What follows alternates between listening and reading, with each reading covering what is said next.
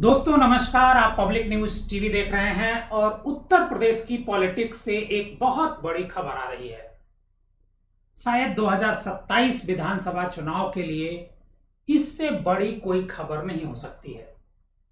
और जो हम खबर आपको बताने जा रहे हैं, इससे भारतीय जनता पार्टी की मुश्किलें बढ़ने वाली हैं, क्योंकि भारतीय जनता पार्टी ही मुख्य दावेदार है 2027 में तीसरी बार उत्तर प्रदेश में सरकार बनाने के लिए। दरअसल 2027 विधानसभा चुनाव के लिए समाजवादी पार्टी बहुजन समाज पार्टी का गठबंधन होने जा रहा है।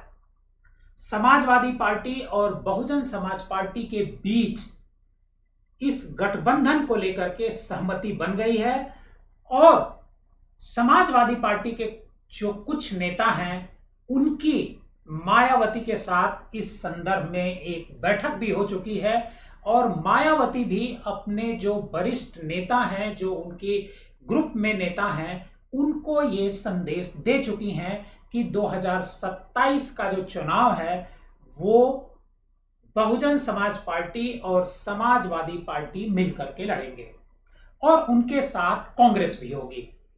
कांग्रेस से समझौता डायरेक्ट बहुजन समाज पार्टी नहीं कर रही है। बहुजन समाज पार्टी समाजवादी पार्टी के साथ समझौता कर रही है और समाजवादी पार्टी की जो जो सीटें मिलेंगी कांग्रेस को उसमें से ही सीट शेयरिंग की जाएगी। मतलब जो सीटें मिलेंगी उसको उसमें से ही समाजवादी पार्टी कांग्रेस को सीट देगी। खबर यह भी है कि बहुजन समाज पार्टी ने 190 सीटों की डिमांड जो है अखिलेश यादव के सामने रखी है और अखिलेश यादव भी एक तरीके से सीट पर तो मैं नहीं कहूंगा कि अभी वो तैयार हो गए हैं, लेकिन बहुजन समाज पार्टी के साथ मिल करके 2027 का चुनाव लड़ने के लिए तैयार हो गए हैं। अगर ये समझौता होता है, जिसकी पूरी संभावना है, क्योंकि जो हमको सूत्रों ने जो खबर दी है वो एकदम पुख्ता जानकारी दी है और इसी रणनीति के तहत मायावती ने जो अपना बंगला है दिल्ली का, जो सरकारी बंगला है, जो राष्ट्रीय अध्यक्ष की हैसियत से उनको मिला हुआ है, जिसको लेकर के उन पर दबाव बनता है, जिसको लेकर के उन पर आरोप भी लगते रहते हैं कि मायावती बीजेपी की बी टीम है, इसी को ध्यान में रख करके उन्होंने बंगला अपना खाली किया है कि बीजेपी से किसी तरह का कोई ताल्लुक उनका न रह जाए और बीजेपी से किसी तरह की कोई मदद लेने की बात भी कोई ना कह पाए।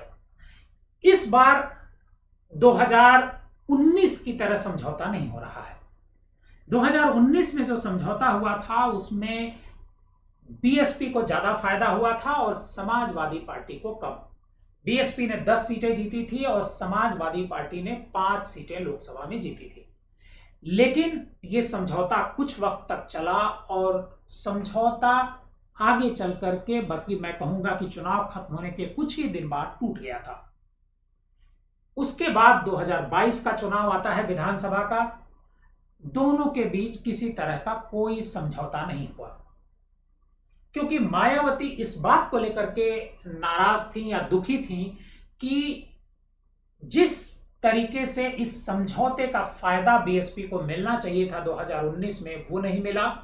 अखिलेश यादव भी इसी बात को लेकर के चिंतित थे कि इतना बड़ा समझौता हुआ, इतनी बड़ी डील हुई और इसका जो फायदा मिलना चाहिए वो फायदा समाजवादी पार्टी को भी नहीं मिला। इसी बात को लेकर के दोनों ने समझौता तोड़ दिया। दोनों ने क्या, बल्कि बीएसपी की तरफ से इसकी पहल की गई समझौता तोड़ने की और समाजवादी पार्टी फिर अलग हो गई। 2022 का जो विधानसभा चुनाव हुआ वो उसमें बीएसपी और सपा के बीच कोई कोलैबोरेशन नहीं हो पाया। लेकिन समाजवादी पार्टी को ऐसा लगता है कि अगर उसे परास्त करना है बीजेपी को तो बिना बीएसपी के साथ के नहीं हो सकता है, क्योंकि बीएसपी के पास 9 से 10% वोट हमेशा उसको मिलता ही मिलता है, भले उसके पास एक सीट भी ना हो।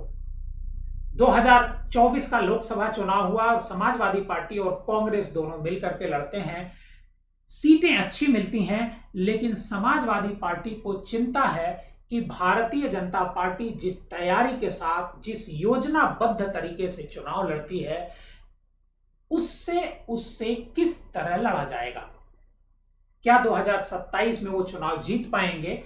हालांकि बीजेपी के खिलाफ थोड़ा बहुत माहौल है, लेकिन अखिलेश यादव और बहुजन समाज पार्टी की जो नेता है, प्रमुख है मायावती, उन दोनों को अपनी पार्टी बचानी है। समाजवादी पार्टी को अपनी पार्टी बचानी है, क्योंकि अगर वो इस बार सत्ता में नहीं आए, 2027 का जो विधानसभा चुनाव होने वाला है, तो उनके जो वर्कर हैं वो टूट जाएंगे। यही हाल बहुजन समाज पार्टी का है।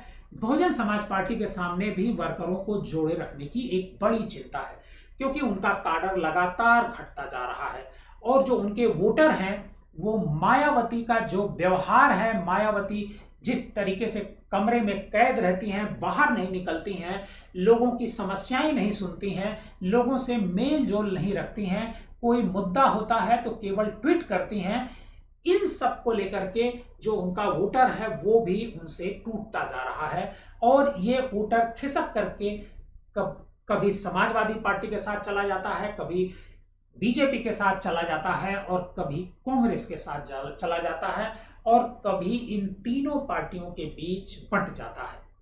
यही वजह है कि जो मायावती का अपने काडर का वोट है वो करीब 18 से 20% का है, वो घट करके आधे पर रह गया है और लगातार इसमें गिरावट दर्ज की जा रही है। 2022 का विधानसभा चुनाव हुआ, उसमें बीएसपी मात्र 1 सीट जीती, उमाशंकर सिंह की बलिया से। उमाशंकर सिंह का अपने क्षेत्र में प्रभाव है, कहा जाता है कि वो निर्दल भी चुनाव लड़ते तो वो चुनाव जीत जाते। मायावती 2024 का लोकसभा चुनाव भी लड़ती हैं और 2024 के लोकसभा चुनाव में उनको कोई सीट नहीं मिलती है, मतलब 10 सीटों की पार्टी 0 पर आकर के टिक जाती है और उनका वोट जो शेयर होता है वो 9 से 10% पर आकर के टिक जाता है। अब रही बात कांग्रेस की। कांग्रेस को ये दोनों जो गठबंधन है अपने साथ रखना चाहेंगे, मतलब अगर हम इसे ये कहें कि इंडिया गठबंधन में मायावती शामिल होने जा रही हैं तो बात गलत नहीं होगी। वैसे कुछ लोगों को हमारी इस खबर पर आश्चर्य भी हो सकता है, क्योंकि 2025 अभी चल रहा है, जून का महीना है और 2027 में चुनाव होने हैं और केवल और केवल 1.5 साल चुनाव के बचे हुए हैं और 2019 में इस समझौते का जो सही तरीके से फायदा अगर बीएसपी और समाजवादी पार्टी को नहीं मिला तो उसकी सिर्फ और सिर्फ एक वजह थी कि बहुत देर में दोनों ने समझौता किया। ये इसका मैसेज कार्यकर्ता तक नहीं गया, नीचे के वर्कर तक ये बात नहीं पहुंच पाई और इसी वजह से उसका ज्यादा फायदा इनको नहीं मिला और बीजेपी इतने बड़े समझौते के बाद सबसे बड़ी पार्टी बनकर के उभरी, बल्कि उसके बीजेपी के आसपास भी ये लोग नहीं पहुंच पाए। बीजेपी 73 सीटें जीती थी, आज 63 सीटें जीती थी। आज की तारीख में जो समझौता होगा वो 1.5 साल पहले इसी वजह से किया जा रहा है कि वर्कर तक, बीएसपी और जो समाजवादी पार्टी के वर्कर हैं उन तक हमारी बात पहुंच जाए और दोनों के बीच जो एक दूरियां हैं उन दूरियों को खत्म करने की भी कोशिश इसी बहाने होगी। भारतीय जनता पार्टी के लिए अगर ये समझौता होता है तो बहुत बड़ी चुनौती होगी, क्योंकि भारतीय जनता पार्टी 2027 का विधानसभा चुनाव उत्तर प्रदेश में तीसरी बार जीतने का सपना देख रही है, ख्वाब देख रही है और वो चुनाव जीत भी सकती थी। अगर ये समझौता होता है तो सबसे बड़ी दिक्कत भारतीय जनता पार्टी को होगी, क्योंकि राहुल गांधी पीडीए का मुद्दा, मतलब बैकवर्ड क्लास की गिनती का मुद्दा उठा रहे हैं और समाजवादी पार्टी के जो अध्यक्ष हैं, पूर्व मुख्यमंत्री हैं अखिलेश यादव, वह भी इसी मुद्दे को उठा रहे हैं। ऐसे में अगर ये गठबंधन हो जाता है तो दलित, मुस्लिम और बैकवर्ड का एक अच्छा कॉम्बिनेशन होगा, जिसकी बात लगातार चल रही है। आप पब्लिक न्यूज टीवी देख रहे थे।